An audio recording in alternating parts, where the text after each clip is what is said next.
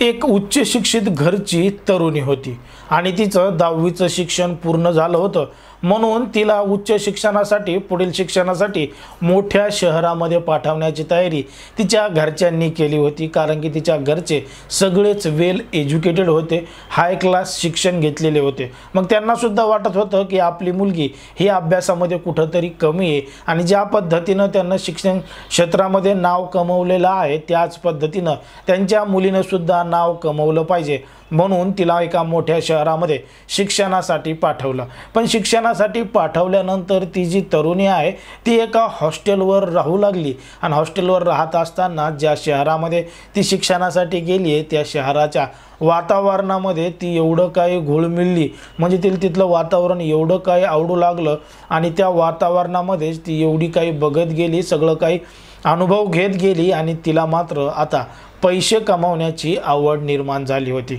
कारण की तिच्या घरचे तिला पाहिजे तेवढे पैसे पाठवत होते, पण तिच्यासाठी ते पैसे कमी पडू लागले। कारण की तिला ब्रँडेड वस्तू खरेदी करायच्या होत्या, उच्च राहणीमान करायचं होतं आणि जी गोष्ट महाग आहे ती गोष्ट तिला स्वस्त वाटायला पाहिजे एवढा पैसा तिला कमवायचा होता। आणि एक दिवस ठरल्याप्रमाणे तिनं एवढे पैसे कमवले की तिला हर चीज ही स्वस्त वाटू लागली, कारण की तिची इच्छाच त्या पद्धतीनं होती। पण तिच्या या प्रवासामध्ये तिनं कित्येक लोकांना भोगळं केलं होतं, कित्येक लोकांसोबत रात्र रंगीन केल्या होत्या। नेमकी कोण आहे ती तरुणी, कुठं घडले प्रकरण हे आपण सविस्तर पाहणार आहोत। पण जर तुम्ही अजूनही आपलं चॅनल सबस्क्राईब केलं नसेल तर लगेच सबस्क्राईब करून घ्या आणि बाजूला असणाऱ्या बेल नोटिफिकेशनला सुद्धा ऑन करायला विसरू नका। आता ही जी संपूर्ण घटना आहे ती आहे राजस्थानमधील गांधीनगर परिसरामध्ये घडलेली। राजस्थानमधील जे जयपूर आहे आणि त्या जयपूरमध्ये गांधीनगरचा एक भाग आहे आणि त्या गांधीनगर भागामध्ये राहणारा एक तरुण आहे, त्याचं नाव आहे विवान कोहली। विवान कोहली नावाचा तरुण हा कंपनीमधून कामावून निघाला आणि बसमध्ये बसून तो त्याच्या घराच्या दिशेने निघाला होता। आता त्याच्या घराच्या दिशेने निघाला आणि मोबाईलवर तो खेळत होता, चॅटिंग करत होता आणि तो एका तरुणीशी चॅटिंग करायचा आणि ती तरुणी त्याच्यासोबत बोलू लागली। मग बोलता बोलता याला एवढी खुशी झाली की आता घर कधी येतं असंच त्याला वाटू लागलं। मग जेव्हा तो बसमधून उतरला, घराच्या दिशेनं जाऊ लागला, तेव्हा समोरून असणारी जी तरुणी आहे ती त्याला म्हणाली की आज माझ्या घरी कोणीही नाहीये, तू येशील का आणि सगळं काही करशील का, कारण की आता आपल्या दोघांना रोखणारं कोणीही नाहीये। मागच्या काही दिवसांपासून आपण जी चॅटिंग करतोय किंवा ज्या गोष्टीची वाट पाहतोय ती गोष्टीचा दिवस आज आलेला आहे आणि आज संध्याकाळी तू माझ्या घरी माझ्या फ्लॅटवर येऊन सगळं काही बिनधास्तपणे करू शकतो। आता एवढा सगळा मेसेज त्या तरुणाला आला आणि तो एकदम भारावून गेला। पटापट चालत तो घरी गेला आणि घरी गेल्यानंतर घरच्यांना म्हणला की आज संध्याकाळी मी काही घरी जेवण करणार नाही, एका कामानिमित्त मी थोडं बाहेर जातोय आणि मी आल्यावर तिकडूनच जेवण करून येणार आहे, मी काही घरी जेवण करणार नाही। आता घरच्यांना वाटलं की कुठं मित्राच्याकडे जात असेल, काही असेल, म्हणून तो घरामधून निघाला आणि जाता जाता त्याच्या वडिलांकडे त्याच्याकडे जी गाडी होती 4 व्हीलर आल्टो, ती आल्टो गाडी घेऊन तो त्या तरुणीला भेटण्यासाठी निघाला। आता त्या तरुणीनं त्याला तिच्या फ्लॅटचं लोकेशन सेंड केलं आणि तो त्या लोकेशनच्या दिशेने फोनवर बोलत त्या तरुणीच्या घराच्या दिशेने निघाला। आता त्या तरुणीच्या घराच्या दिशेने निघाला आणि तिला त्या ठिकाणी पोहोचल्यानंतर सांगितलं की मी इथं आलोय। मग तिनं वरच्या फ्लॅटमधून त्याला बोलवलं आणि हा तरुण त्या तरुणीच्या फ्लॅटमध्ये गेला आणि फ्लॅटमध्ये गेल्यानंतर ती तरुणी सुद्धा एवढी सजून धजून तयार झाली होती की ती सुद्धा याच गोष्टीची मोठ्या प्रमाणात वाट पाहत होती। मग तो आतमध्ये गेला, त्या तरुणीनं दार ओढून घेतलं आणि हे दोघं जण बेडवर बसून गप्पा मारू लागले, जणू काय हे कित्येक दिवसांची त्याच गोष्टीची वाट पाहत होते। त्या पद्धतीनं या दोघांनीही एकमेकांचे कपडे काढायला सुरुवात केली आणि एकमेकांचे कपडे काढायला सुरुवात करत असतानाच ती जी तरुणी आहे त्या तरुणीनं त्या तरुणाला विचारलं की तू एवढे सगळे पैसे कसं काय कमवतो आणि तू तू खरंच एवढा श्रीमंत आहेस का? तर तो तरुण म्हणतो की आता हे सगळं आत्ताच काढायचा विषय गरजेचा आहे का? तर ती तरुणी म्हणे हो, मग हे सगळा विषय आत्ताच काढायची गरज आहे. मग तो म्हणतो मी तुला आज एक गोष्ट खरी सांगू का? ती तरुणी म्हणते कोणती आहे ती गोष्ट?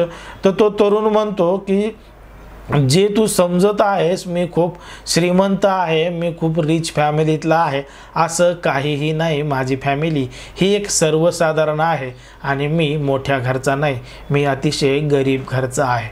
आता हे सगळं ऐकताच ती जी तरुणी होती तिला मोठा धक्का बसला आणि तिनं जोरदार धक्का या तरुणाला दिला आणि लांब ढकललं आणि म्हणली असं काही खोटं बोलू नको, मला मजाक बिलकुल सहन होत नाही. तो तरुण म्हणे, विहान कोहली म्हणे की नाही नाही, मला तुला असा काही धोका द्यायचा नाही, मी जे सांगतोय ते खरंच सांगतोय आणि यामुळं तुला कसं काय धक्का बसू शकतो? ती तरुणी म्हणे ठीक आहे, मला कसं काय धक्का बसू शकतो, पण याचा धक्का आता तुला बसणार आहे, कारण की तू माझ्यासोबत जे आत्ता काही करत होता त्याची संपूर्ण व्हिडिओ शूटिंग झाली आणि ती व्हिडिओ शूटिंग आता सोशल मीडियावर व्हायरल होईल आणि तुझं नाव त्यामध्ये मोठ्या प्रमाणात बदनाम होईल. आता हे सगळं बोलणं झाल्यानंतर तेवढ्यातच ती जी तरुणी आहे तिचं नाव आहे प्रियंका शेठ. प्रिया शेठ नावाची तरुणी, तिचा बॉयफ्रेंड त्या ठिकाणी आतमध्ये आला. त्याचं नाव आहे दीक्षांत कामरा. दीक्षांत कामरा त्या ठिकाणी आला आणि त्यानं दार ओढून घेतलं आणि हा जो तरुण होता विहान कोहली नावाचा, त्याचे हातपाय बांधले आणि त्याला तिथंच बेडच्या कडेला बसवलं. आणि आता मात्र ती तरुणी प्रिया शेठ आणि हा दीक्षांत कामरा या दोघांनी त्या विहान कोहलीला मारहाण चालू केली आणि सांगितलं की आता तू काय कर, तुझ्या घरून 10 लाख रुपयाची रक्कम मागून घे, नाहीतर मग तुझा व्हिडिओ आम्ही सोशल मीडियावर व्हायरल करू, नाहीतर मग तुला ठार मारू. आता त्या भीतीपोटी तो जो विहान कोहली होता त्यानं त्याच्या घरच्यांना फोन केला आणि घरी सांगितलं की मला अर्जंट अशा पद्धतीची पैशाची गरज आहे आणि जर तुम्ही पैसे पाठवले नाही तर हे जे तरुण आहेत, हे गुंड आहेत, हे मला ठार करतील. आता घरच्यांनासुद्धा मुलाच्या काळजीपोटी काय करावं काय नाही समजलं नाही. जेवढे मोठे अकाउंटवर पैसे होते त्यांनी 10 लाख रुपये मागितले होते, पण कसेबसे करून यांनी 3 लाख रुपयाची रक्कम त्या आरोपी प्रियंका शेठ आणि तिचा बॉयफ्रेंड दीक्षांत कामरा या दोघा जणांना पाठवली.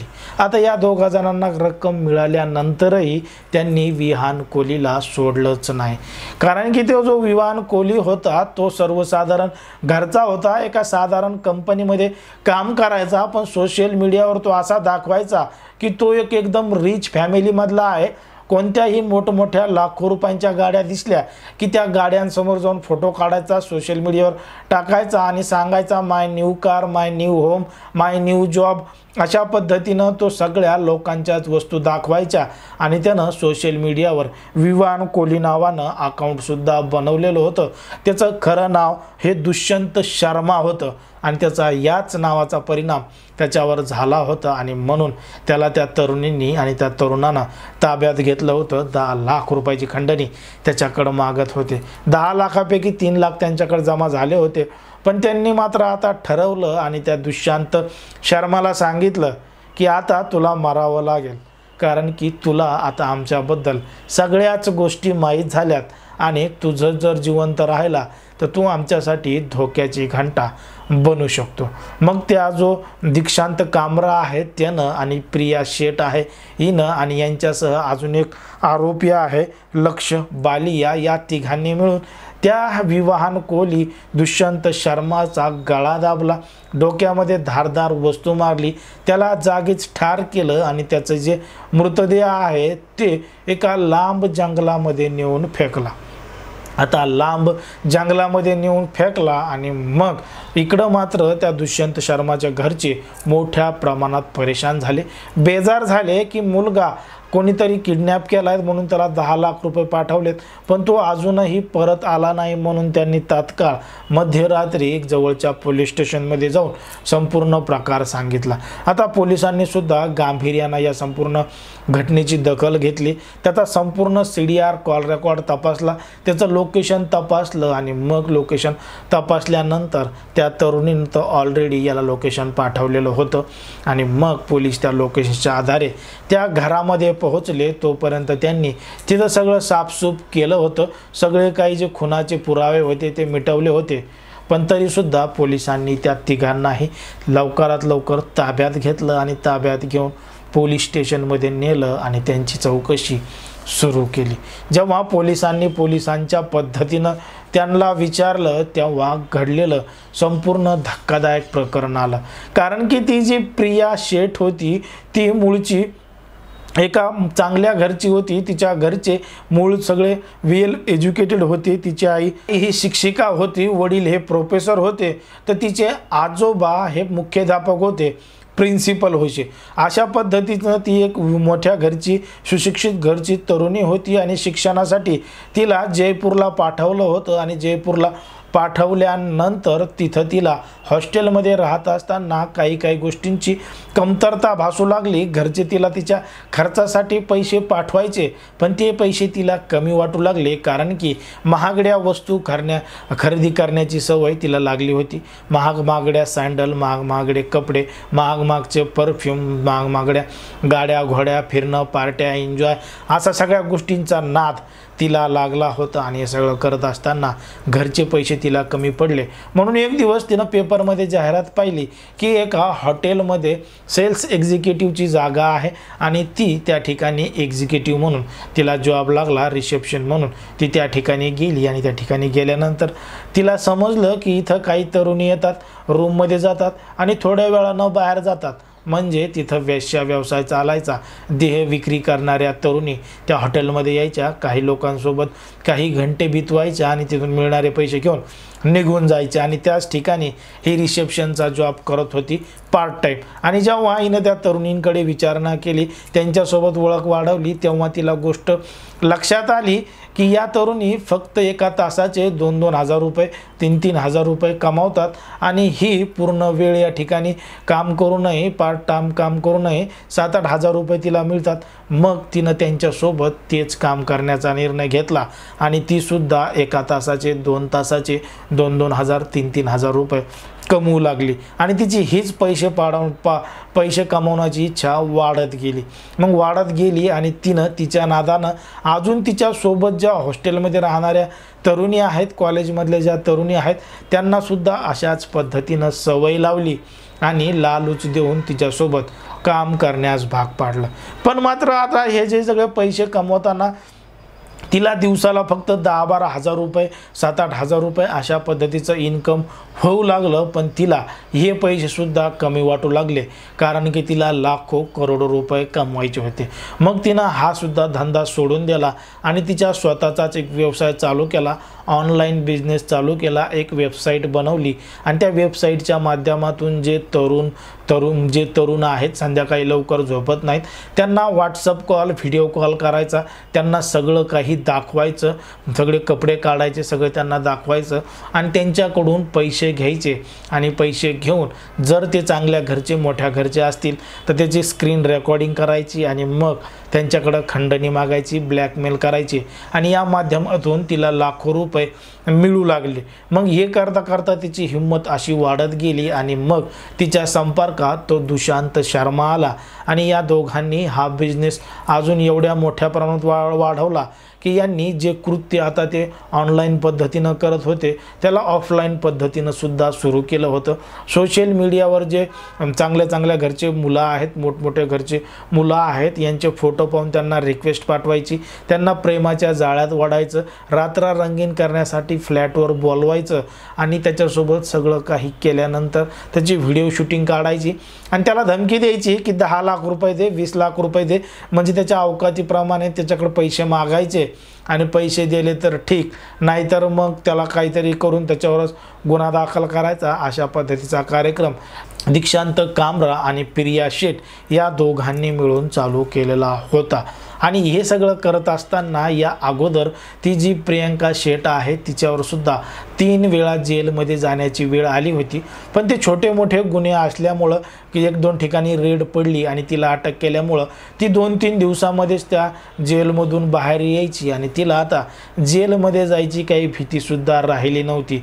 कारण की एकदा तिला अटक केली होती तेव्हा तिला एका पत्रकारानं प्रश्न विचारला होता की जेलमध्ये जायला भीती वाटत नाही का? तर ती म्हणे जेलमध्ये जाणं का खूप अवघड आहे का? असे छोटे मोठे गुन्हे करून तर अनेक लोक जात असतात, येत असतात, मग मी दुनियापेक्षा वेगळं काय करते त्यामुळं मला कायमची शिक्षा होईल. आणि ह्या सगळ्या प्रकरणात तिची हिंमत वाढत गेली होती आणि म्हणून तिनं आता एका दुष्यंत शर्मा नावाच्या व्यक्तीचा खून केला होता, त्याला ठार केलं होतं. पोलिसांनी जेव्हा तिची डिटेल्स तपासली तेव्हाच समजलं की हिनं आत्तापर्यंत करोडो रुपये कमवलेले आहेत. आत्तापर्यंत हिनं 1000 लोकांना भोगळं केलं आहे, कोणाला ऑनलाईन पद्धतीनं फसवलं आहे, कोणाच्या रूमवर गेलेली आहे आणि हिनं आत्तापर्यंत कित्येक मुलींनासुद्धा वाईट मार्गाला लावलं आहे.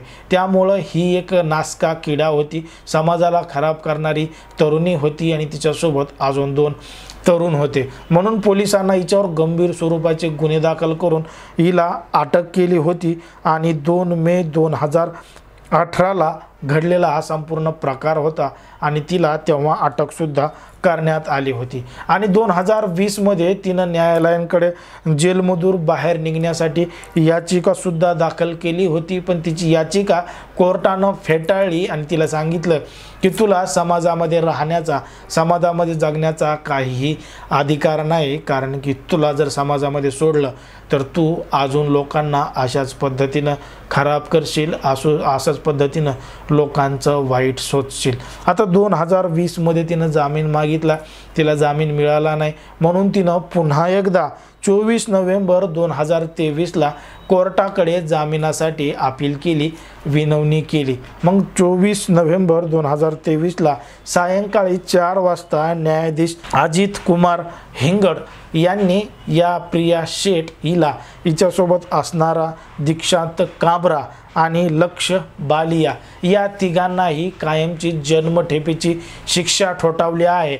आणि असे जे आरोपी आहेत, असे जे गुन्हेगार आहेत, यांचं जे काम आहे आणि यांची जी वर्तणूक आहे, असे लोक हे जेलच्या आतमध्येच बरे आहेत. हे जर समाजामध्ये गेले तर समाजामध्ये यांचा परिणाम होईल, म्हणून यांची जागा ही जेलच बेस्ट आहे. म्हणून त्यांना 24 नोव्हेंबरला जन्मठेपेची शिक्षा सुनावलेली आहे. आता मात्र जेव्हा तिला जन्मठेपेची शिक्षा सुनावली आणि त्याच पत्रकारांनी तिला प्रश्न विचारला की आता काय म्हणणं आहे, तर आता ती ढासा रडू लागली आणि कॅमेऱ्यासमोर सुद्धा बोलू लागली नाही. तिचं कॅमेऱ्यासमोर सुद्धा तिचं बोलूसुद्धा शकली नाही. एकंदरीत या संपूर्ण प्रकरणावर तुम्हाला काय वाटतं आणि या अशा घडणाऱ्या घटनांवर काय वाटतं हे अगदी स्पष्टपणे कमेंटमध्ये सांगा. अशाच पद्धतीचे नवनवीन व्हिडिओ पाहण्यासाठी आपल्या चॅनलला लगेच सबस्क्राईब करून घ्या. धन्यवाद.